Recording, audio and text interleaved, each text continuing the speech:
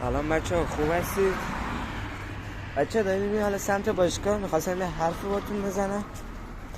آقا این پیاما چیه که هی تو ویدیو من میذاریم این که ورزش حالا من نمیدونستم باید بکنه.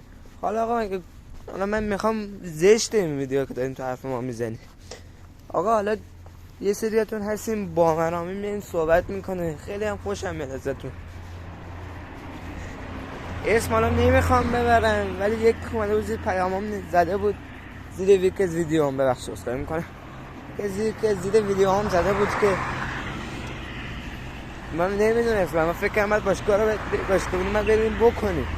آقا این حرف خیلی زشته که میزنی.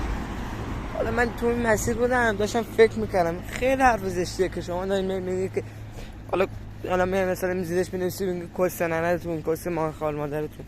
حرف خیلی زشته، من خوشم نمیاد. آقا دوست نداری آقا لایک نکن، نبین اصلا، ردش کن بره. ولی یه سریاتون خیلی با من هم هستی، دمتون گرم. ایوه با تو زیاد حال میکنه. آقا همین که اصلا اگه خیلی هم بدت میاد از ورزش آقا نبین، ردش کن برو. لایک خوشت هم میاد لایک کن، خوشت هم نمیاد آقا لایک نکن. خیلی مخلص. خداحافظ شما.